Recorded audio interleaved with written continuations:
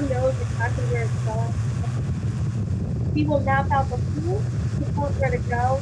It'll do its walk when it needs to be refilled. It'll come right back and it'll go step back out right where it left off.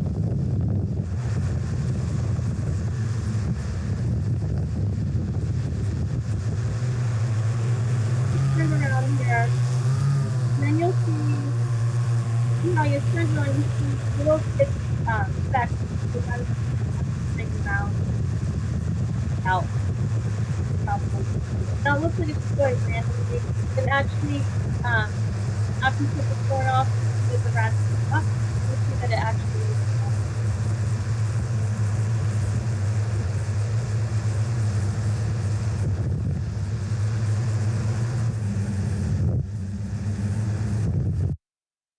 That gives you an idea of how the drone works from kind of a bird's eye view.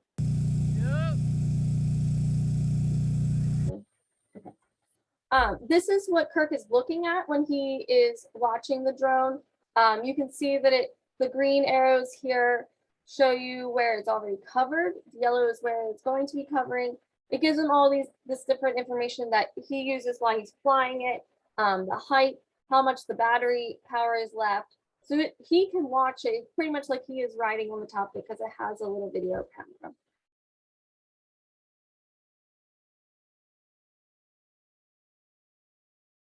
It's just a quick little video of how he's flying it. And he stands on a ladder because he has to maintain the sight of his drone at all times. So he stands on a ladder on top of his pickup truck. It's definitely not OSHA approved, but that's how he kind of can keep sight of his drone. It would be easier definitely on a flatter piece of land. It's definitely easier when we're talking about the pesticides because we're using it in beans. So there are some different things that we need to work on, but this is what he uses for now.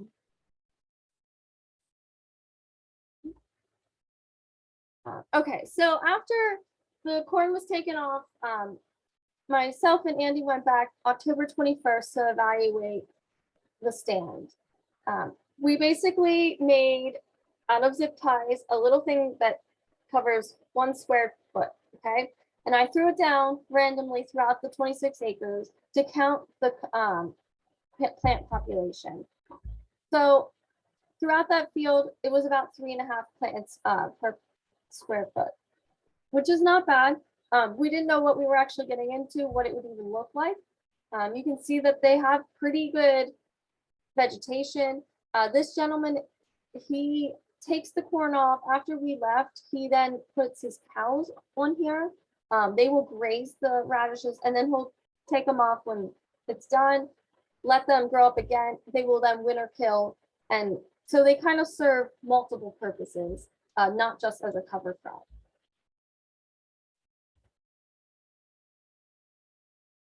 I also, besides just looking at the coverage with my own little mechanism, Canopio is an app that is on your phone that we can use, and it looks at the canopy coverage as well. So you can see with the green is what I'm looking at, the black and white is what my camera is looking at. These images are taken about 2.5 feet off the ground, about average canopy coverage of almost 39–40%, which means that they really took root to the ground. They have a lot of forage on them. So we came back in 2021 to do this again because we know with all research projects, we can't just do it once and give some data. We have to do it multiple times. So we came back in 2021, end of August again, the same seeding rate. The corn was harvested in October, a little bit later. But you'll see, I thought there was a little bit difference just by the naked eye when we walked out there. I just thought maybe the plant population wasn't as much. So I did exactly what we did the previous year. It comes out to be about 2 plants per square foot, so not a significant difference, but there definitely was a difference. Same thing with the Canopio. Average canopy coverage was still 30%. And I put the picture up there again. You can see what my phone is looking at versus what I am looking at as well. So I went back and I was like, why do I think that 2020 was different? 2021 did basically the same thing, right? Planting, the corn came off maybe a little bit later, but it was still same planting date, same time we did the cover crop seeding as well. Well, if you look, the precip in 2020 was 27 inches between August and November, where in 2021 it was only 17 inches. When we put the seed down, spread the seed on there, we got a significant more rainfall in August than we did in August 2020 than we did in August 2021. So I think that is also what we need to keep in mind. This is a great idea, but like with anything in farming, we have precip weather plays a huge role. So without that rainfall, we kind of had a difference between the 2 years. So I think that might have been the main factor there. So what did we learn from that project? Cover crop establishment using the drones is effective. We would like to go back and actually maybe even do this versus helicopters versus drones to see what the difference is. We definitely learned that precip amounts and harvest timing are definitely critical, as like I said, with anything in farming. And maybe a method to establish early cover crop for those who don't have access to other aerial methods is the way to go. So this is still up in the air. We are definitely facing a new thought, is that maybe when these drones get a little bit bigger and they have better capacity, seed capacity that can hold, maybe this also won't take as long. So when Kirk is out here, this is an all-day event. Whereas, you know, if I'm going out there with my tractor, I can do this in an hour versus all day. So we're kind of hoping that technology catches up with what we're doing. And I think it will. I think in the next 5 years, we'll see a big difference. And this will be kind of the way of the future.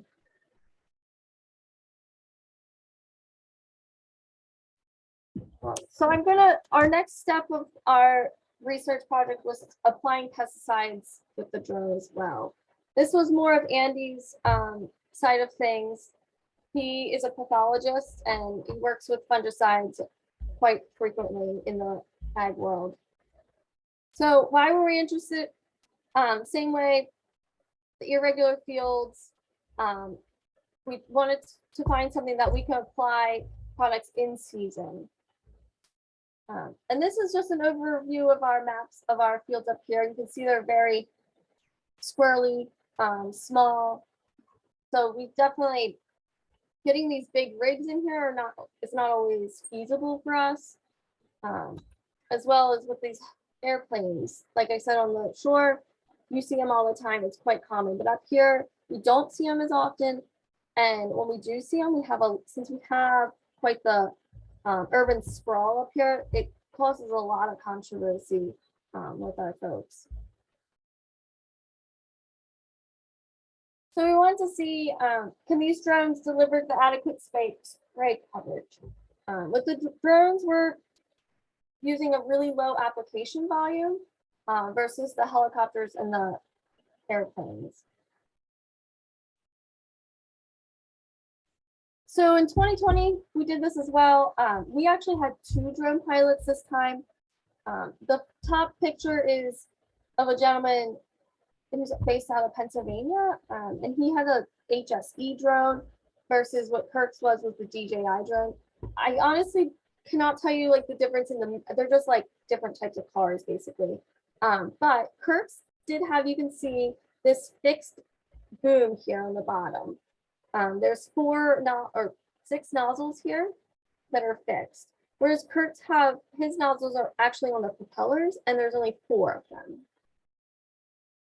So we sprayed water. We didn't use any fungicides.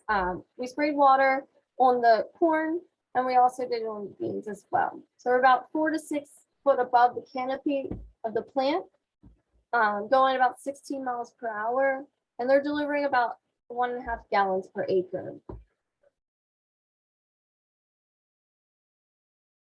So we use spray cards that we attach to on the corn. We attach it to the third leaf from the tassel, the main ear leaf, and then the third leaf from the bottom. The bottom ones, we kind of just want to see how far the water was actually getting to the plant. We were really concerned about the main ear leaf. And then on the beans, we did it for the uppermost emerged leaf, the middle of the canopy, and then 1 inch above the ground. We did learn that soybeans hold a lot of moisture in them, and all the perspiration going on. When I went to pull off those cards off the bottom, they were completely changed in color because they already had so much moisture in them from the beans themselves. So we kind of threw them out and just did the uppermost and the middle of the canopy. So we took these cards, they're yellow cards. When they have any moisture that hits them, they change colors. And then we ran them through a program called Deposit Scan. So we did this end of August again at a farm in Harford County. The corn was on 30-inch rows at R4, soybeans were on 15-inch rows at R6. It was kind of pretty windy day as well, so that kind of played in some factors. It's just like spraying any pesticides, with your regular private pesticide applicator license and you have a ground rig, you still have to apply to those same rules with the wind speeds and such. So here's the video. You can see it's just flying back and forth, spraying. Watch the bottom of the room.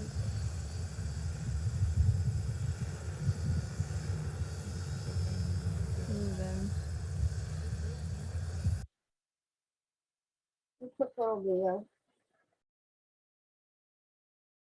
So these are the spray cards that we ran through Deposit Scan.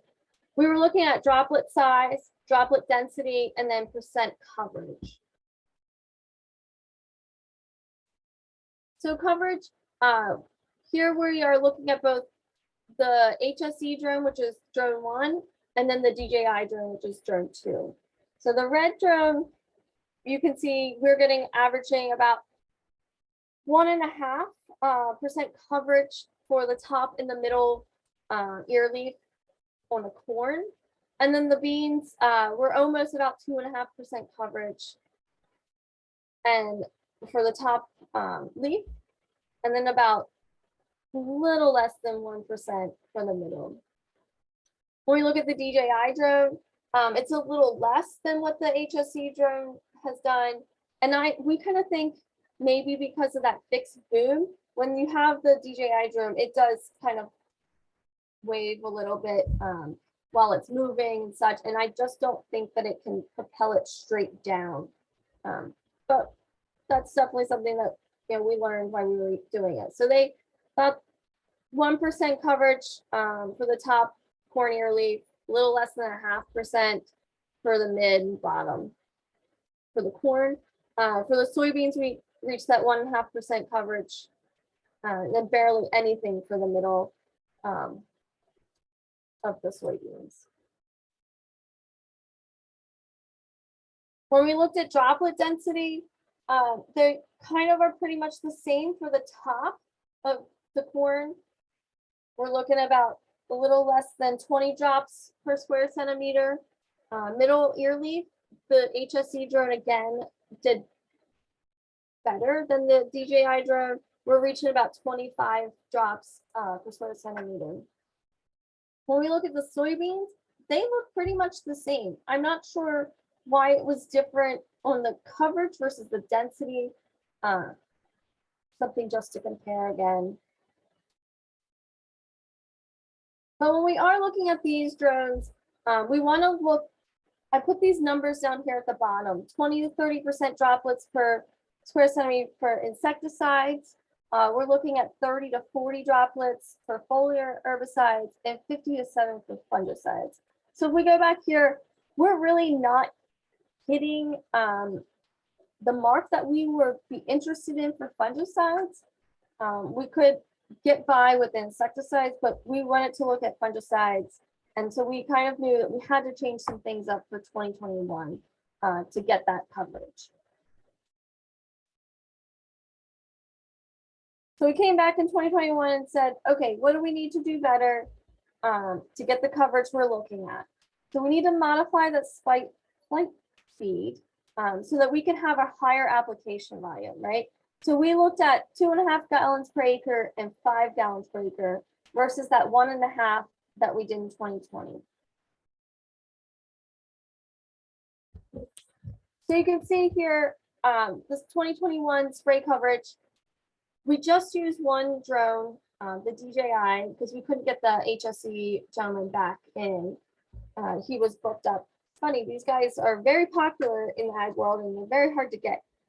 So we just used the DJI drone, which is fine. But you can see here with the 2.5 gallons, which is the blue, versus the 5 gallons, which is the orange. So we're looking at the corn, the ear and the tassel leaves, they're 1.5%, whereas with 5 gallons, we're really getting the coverage that we'd like to see, almost 4%. So that we were really happy to see with the 5 gallons per acre here with the corn. Soybeans, again, the 2.5 gallons is only getting us a little over 2% of coverage, whereas the 5 was getting us 5.5% coverage. And that, again, we were very happy to see. So we just modifying that speed rate to get the more coverage, the more volume, works significantly. Same with droplet density. When we looked at the corn here, the 5 gallons definitely outweighed with the 2.5 gallons. We're getting 35, almost 35 droplets per square centimeter here with the corn. The soybeans, we're reaching that 45, and beans are sprayed quite often. So they really, that's where we hit the mark with them. And Andy was happy with the 5 gallons per acre. So considering looking at 2020 versus 2021, we saw a 50% improvement in the spray coverage and droplet density when using the 5 gallons per acre versus that 1.5 or 2. The greatest droplet density that we did see, we went from only 21 droplets to 45 with the 5 gallons per acre. So that right there tells you that even while still using a low volume, we can still get that coverage that we want. And this little picture in here, I just put in here because it compares it to a brown rig that we're quite familiar with. But they're using 20 gallons to an acre, and they're getting the 35% coverage and 61 droplets per square centimeter. So they're getting that coverage, but again, they're using more volume than what we would be using.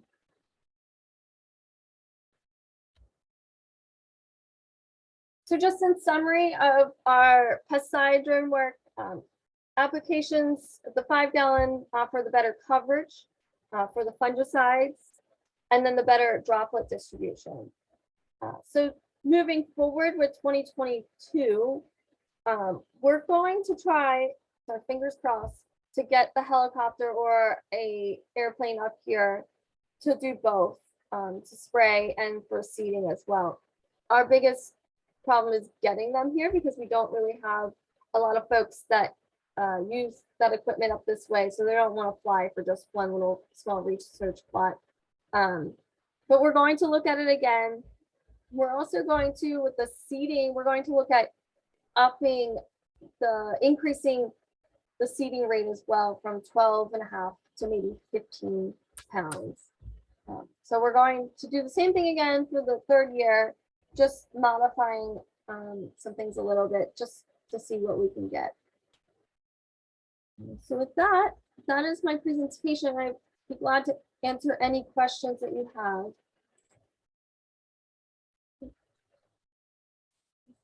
That was excellent, Erica. Thanks so much. You're welcome. We do have a question in the chat here. Sure.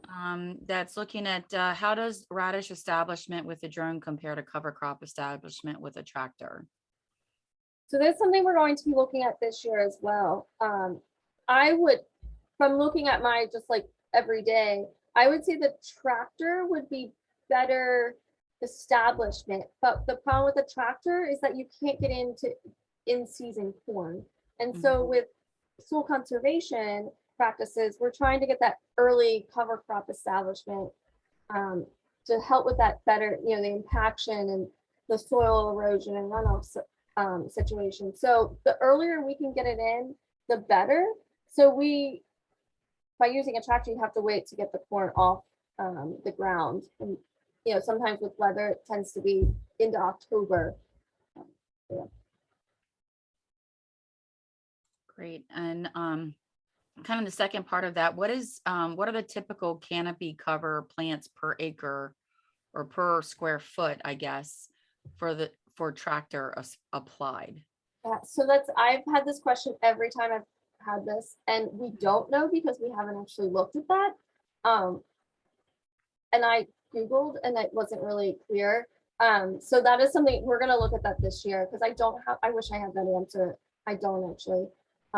And I even asked Sarah Hirsch, who's our cover crop guru. She didn't really know. So I'll get those answers. So I'd say it's more though. I mean, it has to be more. So other questions, feel free to add them in the chat. I'm going to go ahead and stop recording at this point.